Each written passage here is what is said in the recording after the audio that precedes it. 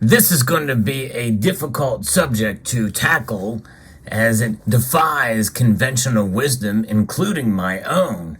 But we are going to take a deep dive into the concept that silver is not undervalued compared to gold. I'm going to explain the reason why, and we'll try to make sense of all of this as we explore.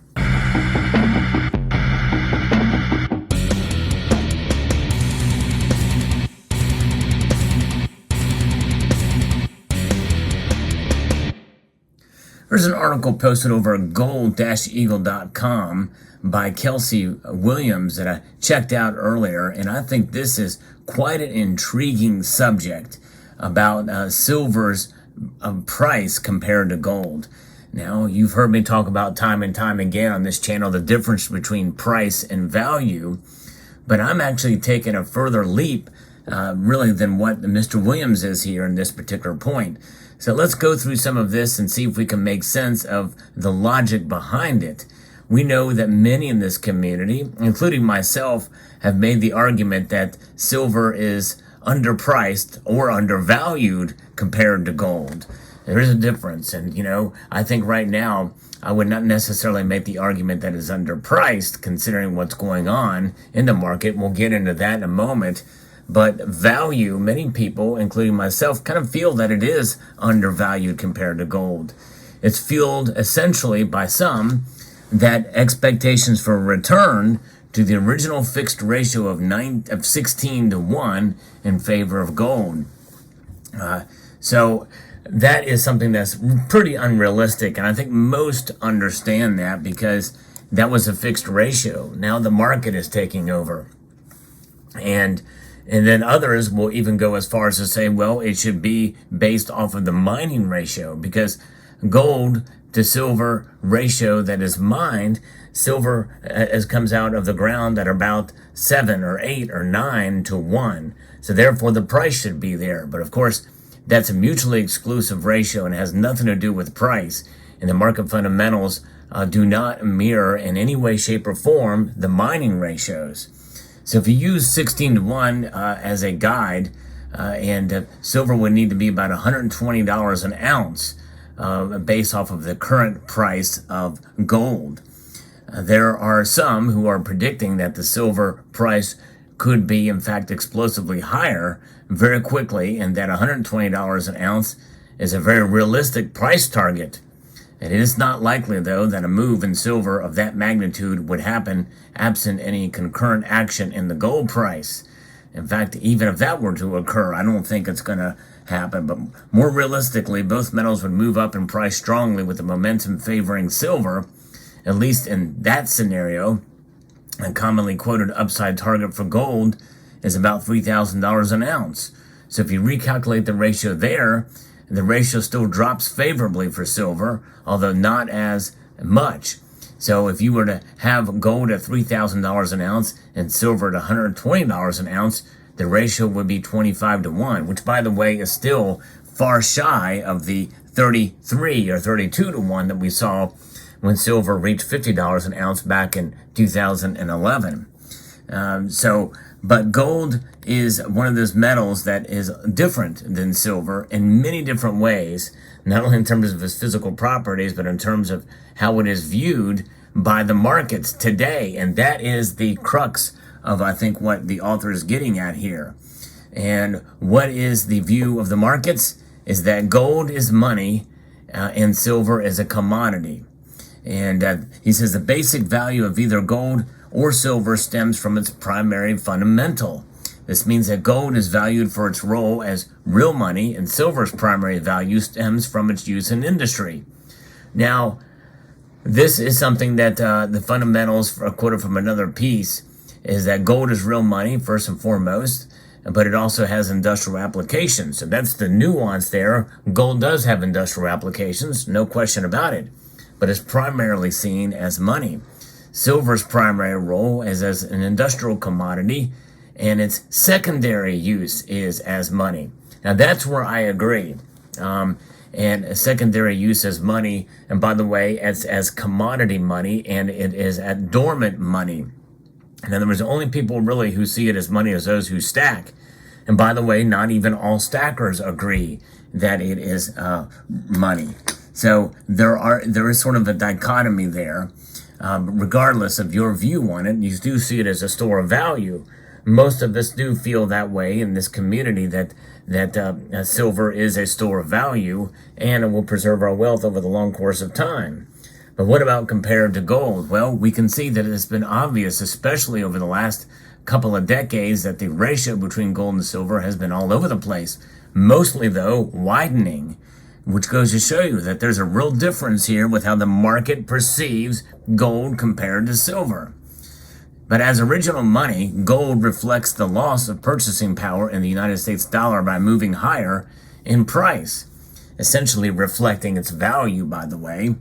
As long as the dollar continues to lose purchasing power, the price of gold will continue to rise over time. Keywords here being over time for gold to rise in price. And that is definitely the case, for sure. With that being said, it's unrealistic to expect silver, which is primarily an industrial metal or industrial commodity, to match or approximate the price increase in gold, since silver's primary fundamental is different from gold and really is unrelated.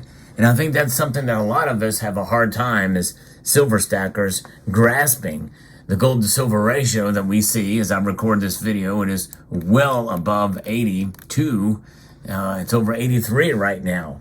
And some people say, well, that's way out of whack compared to what the normal gold to silver ratio is. Well, what is the normal gold to silver ratio? Is it 40? Is it 50? Is it 60? What should it be? We live in a different age now. I did a video very recently about more expanded uses for silver. There's more uses for silver now than ever before in industry, science, and technology.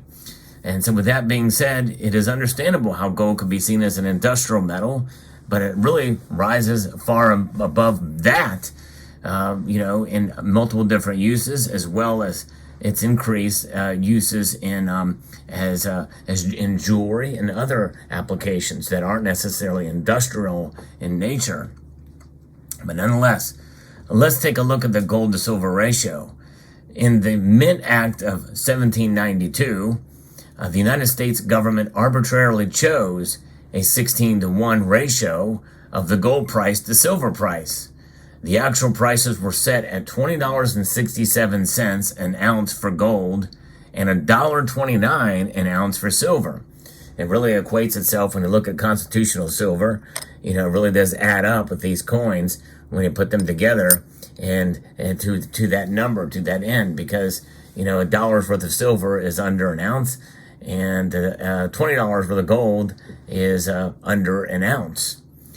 0.96, I think, for the gold coin there, but this is a 1 ounce bullion version that we have today. But it's pretty fascinating when you think about it, and apparently it was all set up arbitrarily.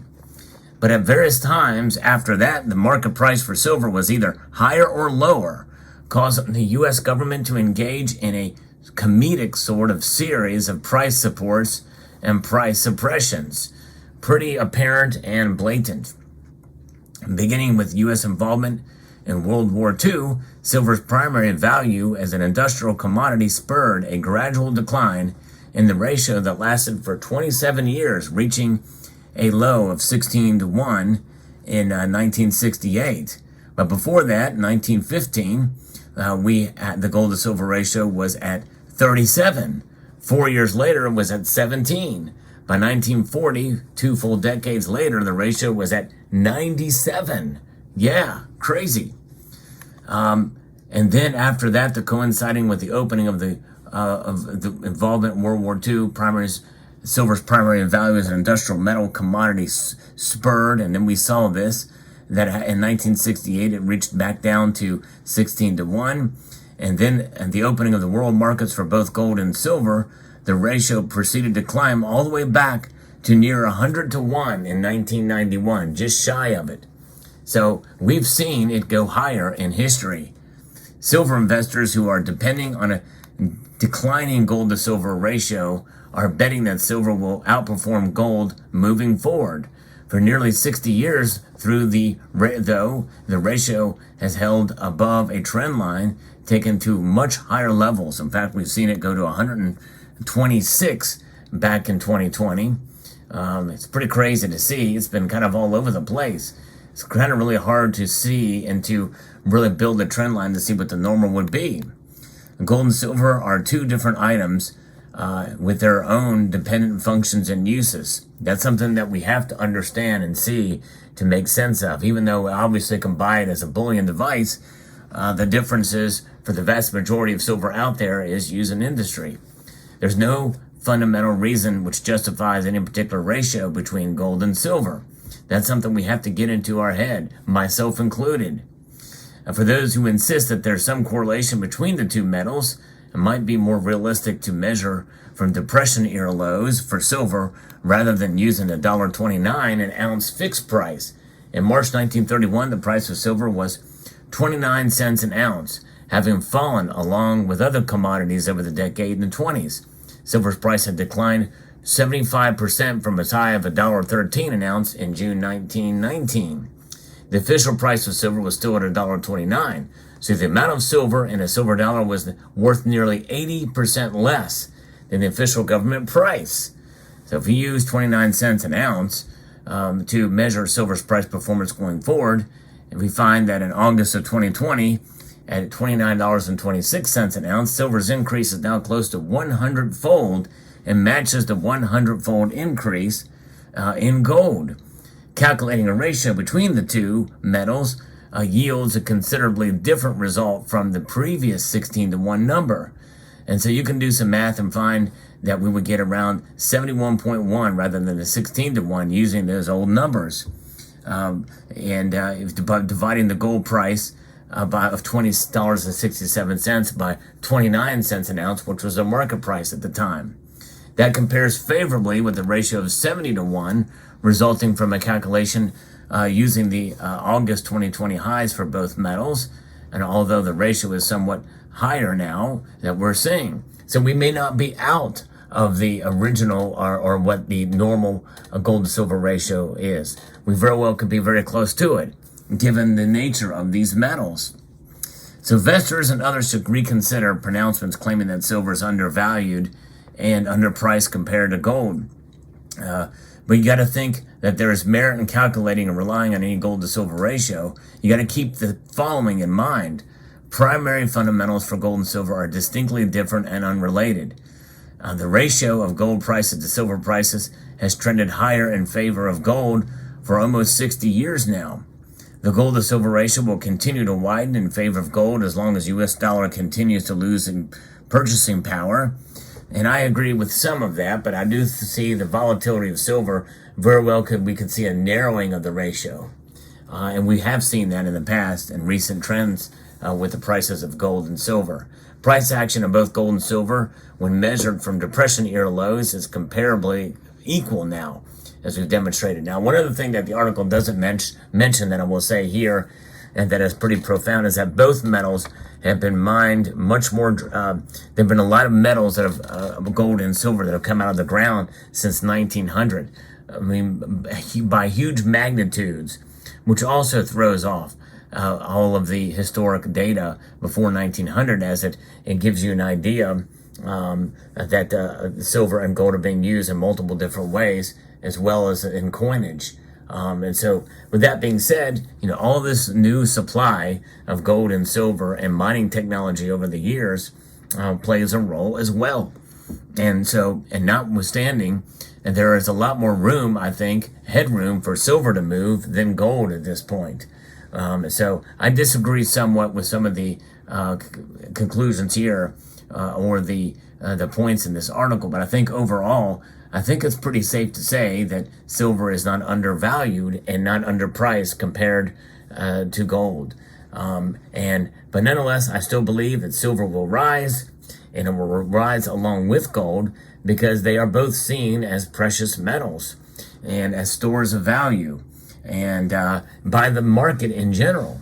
So, and we've seen that happen time and time again. Same thing with platinum and palladium. There is a precious element to those metals as well that can move independently or along with gold and silver. So let me know what your thoughts are in the comment section down below. Hope you found this video informative, insightful, and educational.